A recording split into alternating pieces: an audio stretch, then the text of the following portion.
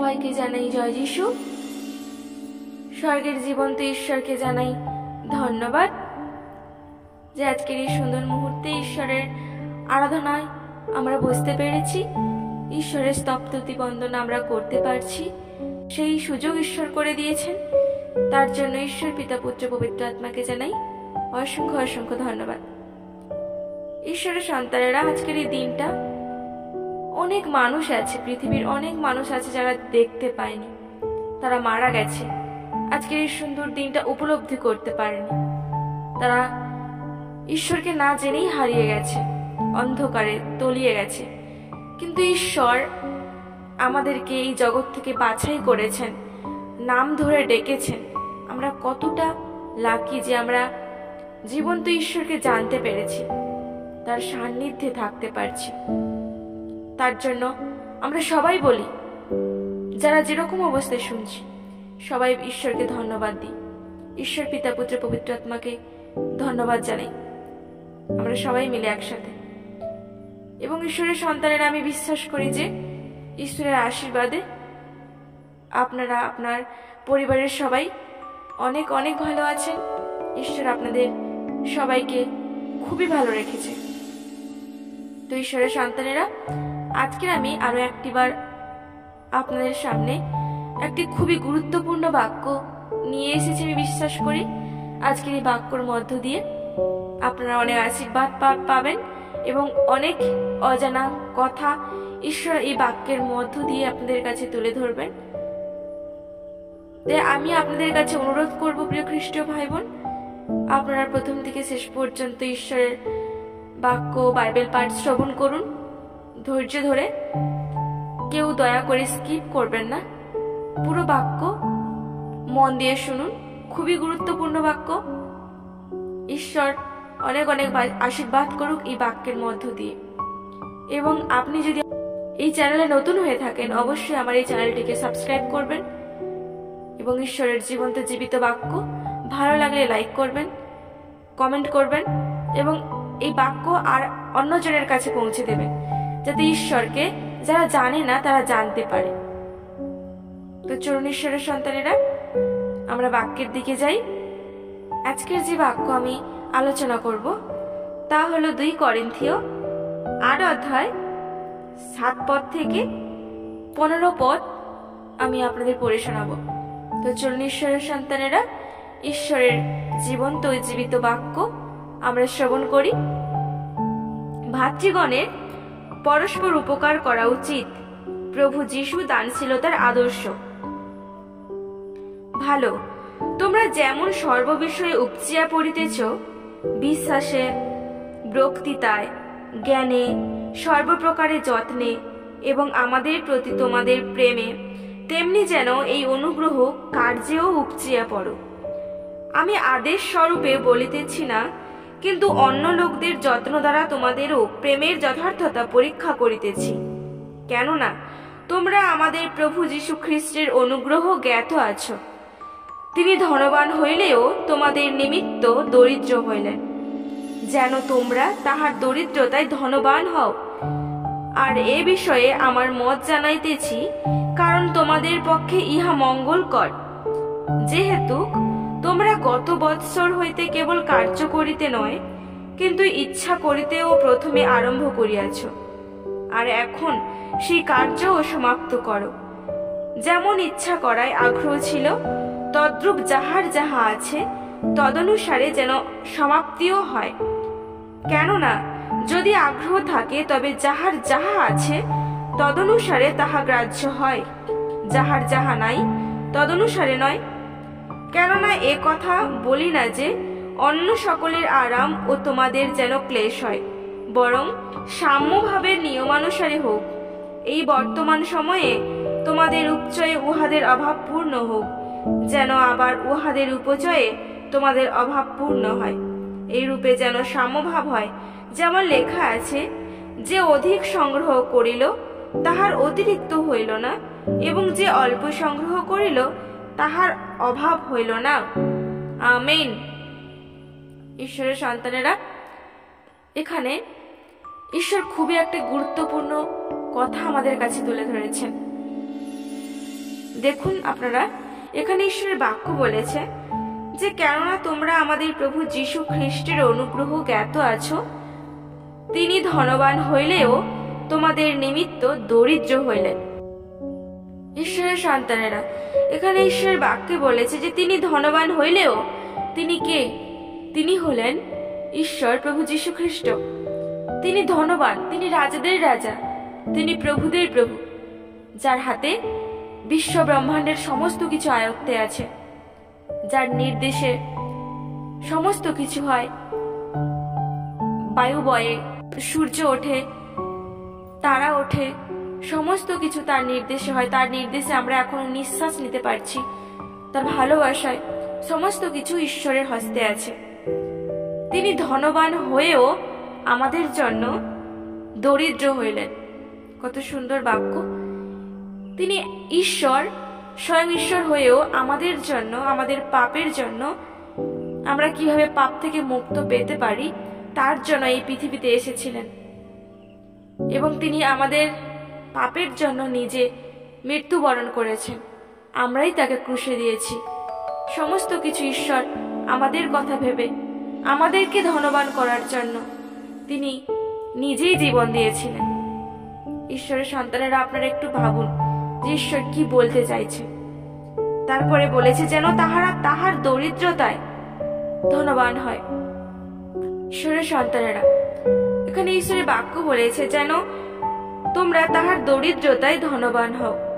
ঈশ্বর আমাদের পাপের জন্য দরিদ্র হয়েছিলেন। ঈশ্বর সমস্ত ঐশ্বর্য, সমস্ত প্রাচুর্য ছেড়ে পিতার কাছ থেকে, স্বর্গ থেকে নেমে একটা গোয়াল ঘরে জন্মগ্রহণ করেছিলেন। তিনি তো পারতেন কোনো বড়লোক বাড়িতে জন্মগ্রহণ করতে, রাজার ঘরে জন্মগ্রহণ করতে, যাদের অবস্থা, অর্থনৈতিক অবস্থা অনেক ভালো, অনেক বেটার, কিন্তু ঈশ্বর তা করেনি।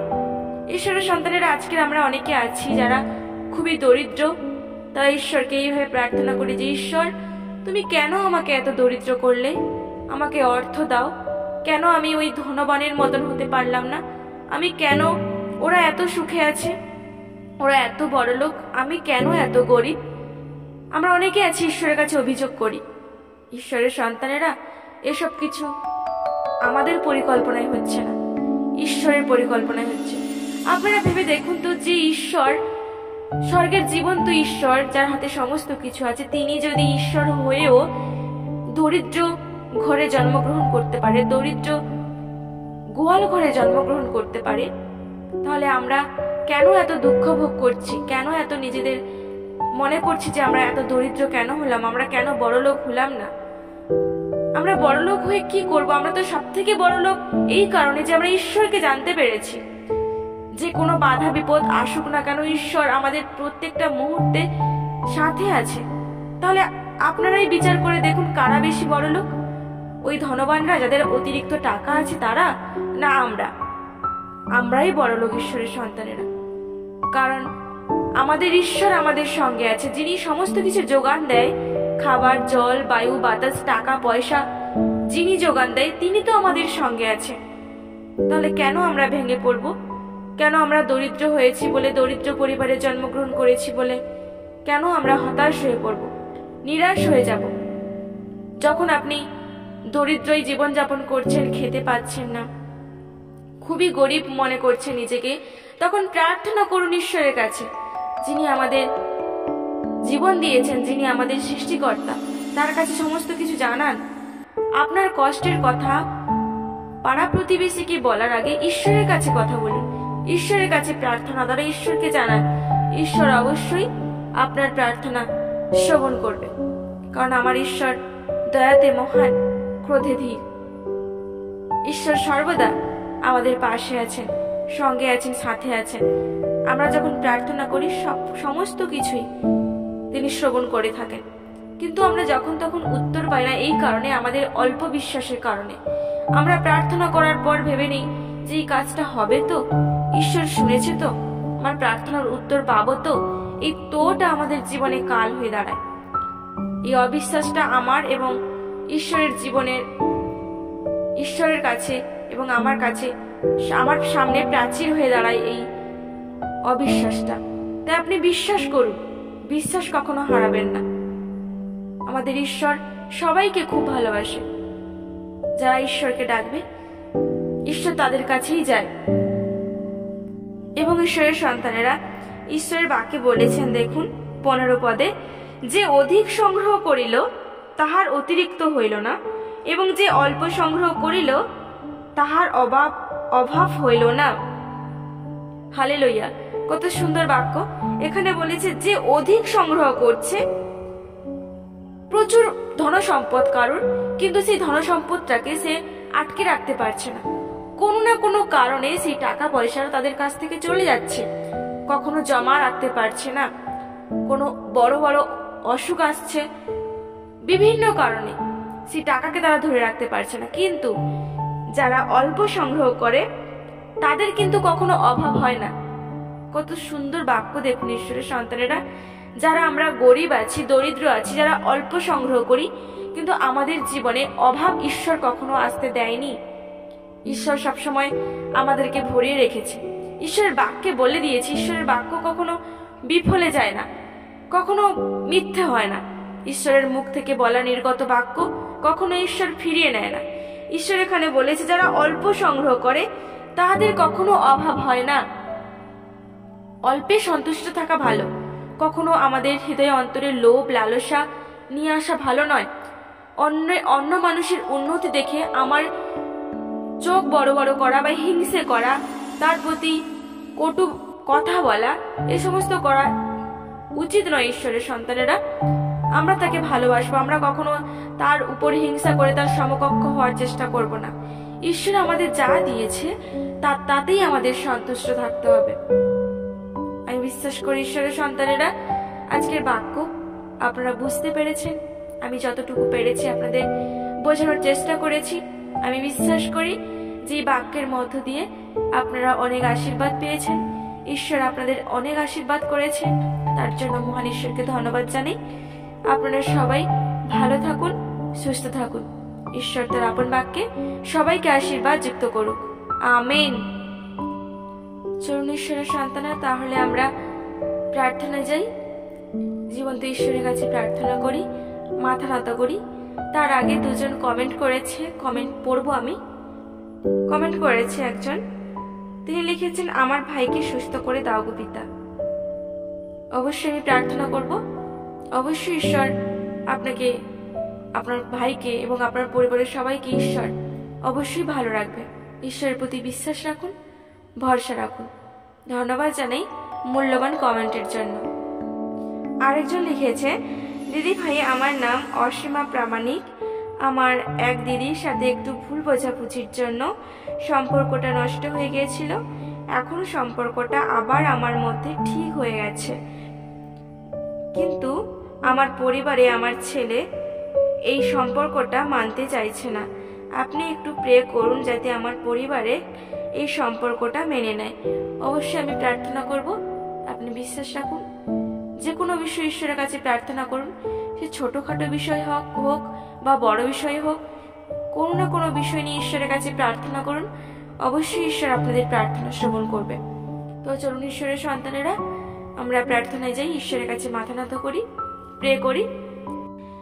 স্বর্গের জীবন্ত ঈশ্বর, সর্বশক্তিমান ঈশ্বর, শাশ্বত প্রভু, চিরন্তন ঈশ্বর প্রভু যীশু খ্রিস্ট, তোমার ধন্যবাদ করি, তোমার গৌরব করি, তোমার প্রশংসা করি। পিতা গো, তোমার ধন্যবাদ করি যে তুমি এই মুহূর্তে আমাদের সবাইকে তুমি একত্রিত করেছো। আরো একটি বার, আরো একটি সুন্দর দিনে আমরা তোমার নাম মুখে নিয়ে আসতে পেরেছি পিতা। তোমার স্তবস্তুতি আরাধনা করতে পারছি, তোমার বাক্যর মধ্য দিয়ে আমরা সুন্দর সময় কাটিয়েছি প্রভু। সেই সময় ও সেই সুযোগ তুমি করে দিয়েছো পিতা, তার জন্য তোমার ধন্যবাদ করি, তোমার গৌরব করি, তোমার প্রশংসা করি। সকল গৌরব মহিমা প্রশংসা তোমারই হোক প্রভু, তোমারই হোক প্রভু। আমি বিশ্বাস করি তুমি এই মুহূর্তে এখানে উপস্থিত আছো, আমাদের প্রার্থনা শ্রবণ করছো, আমি বিশ্বাস করি। তার জন্য তোমার ধন্যবাদ করি, তোমার গৌরব করি, তোমার প্রশংসা করি। পিতা গো, আমরা সবাই অধম পাপী, প্রত্যেকটা দিন কথায় কার্যে আমরা পাপ করেই চলেছি অনবরত। অথচ তোমার কাছে বলছি প্রত্যেকটা দিন আমাদেরকে ক্ষমা করো, আমাদের পাপের ভুল হয়ে গেছে, তারপরেও আবার তোমার কাছ থেকে উঠে গিয়েছি, একই রকম পাপ করছি প্রভু। প্রভু গো, প্রার্থনা করি তোমার কাছে আমাদের সম্পূর্ণ দায়িত্ব আমি তোমার চরণে, তোমার হস্তে, তোমার সম্মুখে তুলে দিলাম প্রভু। আমাদের আত্মা আমি তোমার চরণে সমর্পণ করি প্রভু। এই মুহূর্তে যতজন তোমার প্রার্থনা শুনছি প্রভু, সবার আত্মা আমি তোমার চরণে সমর্পণ করি প্রভু। সবাইকে তুমি তোমার পবিত্র আত্মা দ্বারা পরিচালিত করো, সবার হৃদয় অন্তরকে তুমি সূচি করো, পবিত্র করো। এই মুহূর্তে তুমি স্পর্শ করো। শয়তানের সকল শক্তি, শয়তানের সমস্ত নোংরা চিন্তা আমরা বেরিয়ে যাক প্রভু যিশু নামেতে। এই মুহূর্তে তুমি সবাইকে দয়া করো, করুণা করো পিতা। স্বর্গের দ্বার খুলে আশীর্বাদ করো। তোমার আশীষ ঝরে পড়ুক তোমার সমস্ত সন্তানের প্রতি প্রভু। প্রভু গো, তোমার সন্তানরা যারা আজকে বিভিন্ন রোগ সমস্যায় ভুগছে প্রভু, যাদের কি সমস্যা তুমি জানো প্রভু। ও প্রভু, প্রার্থনা করি ও ঈশ্বর, তাদেরকে তুমি দয়া করো প্রভু। তুমি আপন পালকের নিচে তাদেরকে আবৃত করে রাখো প্রভু, যাতে তাদের শরীরে কোনো আঘাত না লাগে প্রভু। তোমার দুধ দ্বারা তাদেরকে ঘিরে রাখো, তাদের গৃহকে তুমি ঘিরে রাখো প্রভু। তাদের তুমি সুরক্ষা দাও পিতা, তাদের সকল দুঃখ কষ্ট পীড়া থেকে তুমি রক্ষা করো প্রভু। আমি বিশ্বাস করি এই মুহূর্তে তুমি তাদেরকে সাহায্য করলে, দয়া করলে, করুণা করলে প্রভু। যার যার অসুস্থতা আছে তুমি সবাইকে সুস্থতা দান করলে প্রভু। তুমি সবাইকে নাম ধরে চেনো প্রভু। তার জন্য তোমার ধন্যবাদ করি, তোমার গৌরব করি, তোমার প্রশংসা করি পিতা। বিশ্বাসে চেয়ে গেছি, পেয়ে গেছি, তার উত্তর দিলে প্রার্থনায়, তার জন্য তোমায় দিলাম অসংখ্য অসংখ্য ধন্যবাদ প্রভু গো। সামনে রাত্রে সমস্ত দায়িত্বভার আমি তোমার হস্তে তুলে দিলাম প্রভু। তুমি বেড়ার শুলিয়ে থেকো, সবাইকে আশীর্বাদ করো, শয়তানের থেকে রক্ষা করো। শয়তান গর্জনকারী সিংহের ন্যায় অপেক্ষা করে বসে আছে প্রভু, কার জীবনকে ধ্বংস করে দেবে। তুমি সেই শয়তানের হাত থেকে তুমি সকল সন্তানকে রক্ষা করো প্রভু, যাতে কেউ শয়তানের সেই প্ল্যানের তলিয়ে না যায় প্রভু, অন্ধকারে না তলিয়ে যায় প্রভু। যারা আমরা সবাই আলোর পথে এসেছে, তারা যাতে জীবনের শেষ দিন পর্যন্ত তোমাকে ধরে রাখতে পারি, তোমাকে শেষ দিন পর্যন্ত স্বীকার করতে পারি প্রভু। তুমি দয়া করো। আমি বিশ্বাস করি তুমি আমাদের প্রার্থনা কর্ণপাত করছো, আমাদের প্রার্থনা শ্রবণ করলে প্রভু। তার জন্য তোমায় দিলাম অসংখ্য অসংখ্য ধন্যবাদ। তুমি আমাদের সবার পাশে থেকো, সাথে থেকো, সঙ্গে থেকো, সবার হস্ত তুমি ধরে রাখো প্রভু। প্রার্থনার ভুল ত্রুটি ক্ষমা করো, তুমি নিজেও ভালো থেকো, তোমার সমস্ত সন্তানকে ভালো রেখো। এই প্রার্থনা ত্রাণকর্তা, মুক্তিদাতা, রাজাদের রাজা, প্রভুদের প্রভু, প্রভু যিশুর নামেতে চাই। Amen, amen, amen. জয় যিশু, জয় যিশু, হালেলুয়া। হে আমাদের স্বর্গস্থ পিতা, তোমার নাম পবিত্র বলে মান্য হোক। তোমার রাজ্য আসুক। তোমার ইচ্ছা স্বর্গে যেমন পৃথিবীতে সিদ্ধ হোক। আর আমাদের প্রয়োজনীয় খাদ্য আজ আমাদের দাও। আর আমাদের সকল পাপ অপরাধ তুমি ক্ষমা করো, আমরা যেমন আমাদের আপন আপন অপরাধীদিগকে ক্ষমা করে আছি। আর আমাদের পরীক্ষায় আনিও না, কিন্তু মন্দ হইতে রক্ষা করো, কারণ রাজ্য, পরাক্রমে, মহিমা যুগে যুগে তোমারই হোক। Amen, amen, amen. জয় যিশু, হালেলুয়া।